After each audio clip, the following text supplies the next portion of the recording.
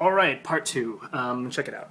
So this is actually going to be a little bit of a further elaboration on something that you said. I had asked you previously what what's the difference? What do you see that makes you believe that there is a designer as opposed to several designers? And if you can't tell the difference between 3 and 4 designers or 5 and 6 designers, how can you tell the difference between 0 and 1 designer? And you replied back something to the effect that the more people working on a project, you cited architecture, the more flaws that you see. Well, I think we kind of joke about the designed by committee bit in the engineering realm, where there's too many people giving input and ultimately things go wrong. Certainly that is the history of a lot of the flaws, such as one group using metric system and another using the old imperial system of measurement, centimeters versus inches, etc., etc. And so there is some validity to saying that the more people you have input on, the more imperfect a design gets. In which case, I don't know what ground we've made, because the human design isn't perfect. It's not perfect at all. In fact, no creature's design is perfect. And even coming up with the notion of perfect is a very hard one to do if you exclude fitness to an environment. So in other words, a snow rabbit is not perfect, but it is very fit for a certain environment. Take that snow rabbit anywhere else, and you haven't changed its genetics at all, but you've changed its environment and thus its fitness. And so perfect or optimization is a relationship with from a creature to its environment. So 0 designers to 1 designer, or 1 designer to n plus 1 plus 3 designers, you haven't really demonstrated to me, at least, why there's only 1, because we're not perfect and we're not very we're not designed. There's no such features in our composition that make up a perfect design. So it kind of says to me, your reply, that given who we are, and that we would be, if designed by several designers, not by 1, because we're not perfect. So yeah, things like the vestigial organs, like your appendix, and even certain things like why don't we have better hearing? Why don't we have a better sense of smell or eyesight? We just have the eyesight that we have. We just have the hearing that we have. We just have the sense of smell that we have. We're not like sharks. We can't sense electromagnetic fields. There's all sorts of things we have no ability, no perception of. So why don't we? And so to sum up the questions I'm asking you here, I have that in 2 questions.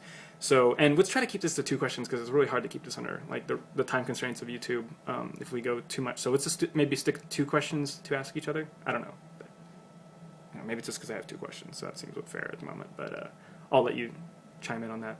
So my 2 questions are this. Design implies intention. So what's the intention? Why are we designed the way we are designed?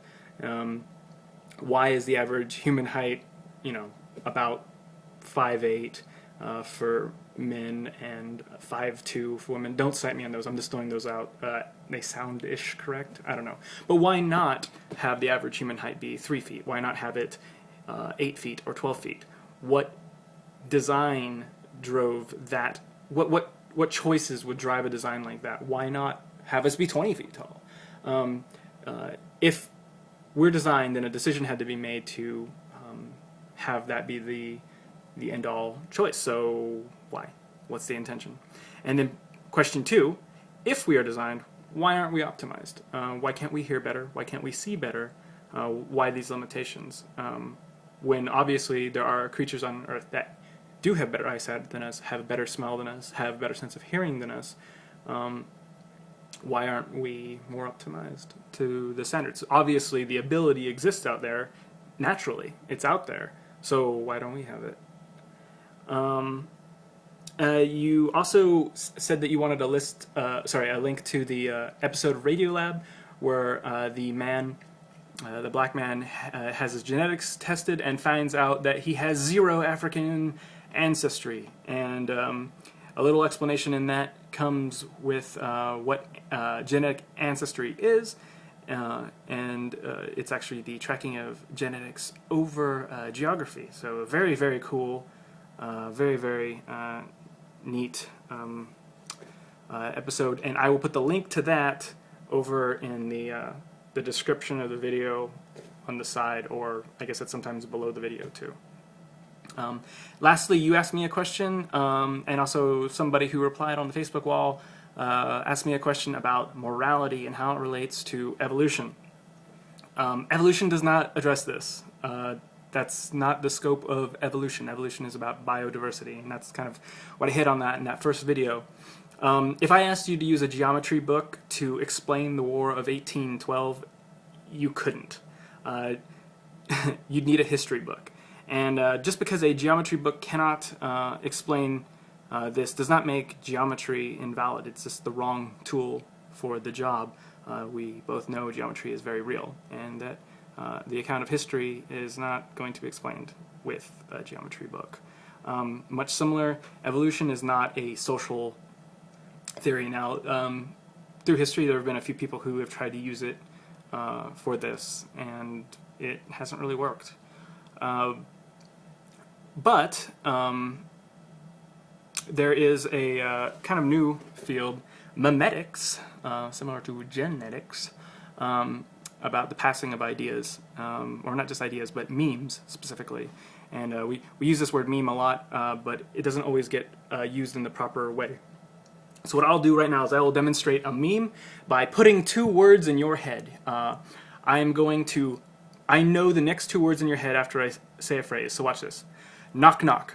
All right. Now I didn't put the words "who's there" in your head. The words "who's there" were already in your head. A meme that had been planted years and years and years and years. It's been replicated in your brain, little neurons bridging gaps in your head between the words "knock, knock" and "who is there," "who's there."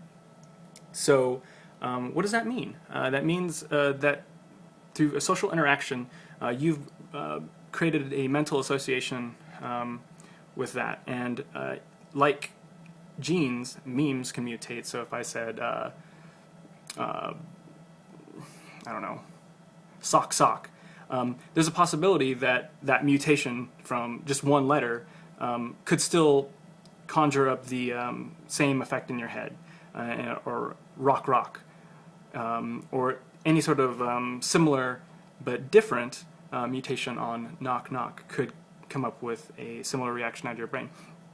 Or the opposite could be there. I could say knock, knock, and you could say "who's there," which would be an inaccurate replication of the original, but the mutation, if successful, in other words, like if we both laugh or something, the neurons in both of our brains could start bridging the gap between knock, knock and "who's there," as well as knock, knock and "who's there." And so these kind of things happen over and over. Why is this important? Because every single moral and ethical standard that have ever been passed along is the key word here, through generations, has been had a meme-like quality to it.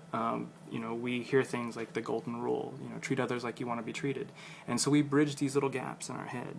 These associations are made over time.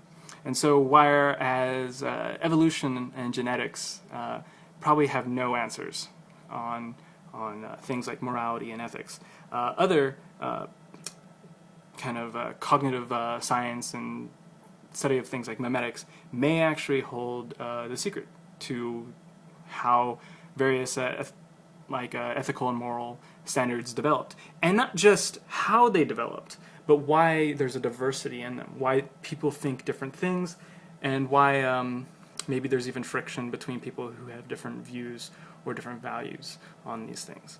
So that's all for now. Can't wait to hear back from you, and more on Happy Holidays. Peace.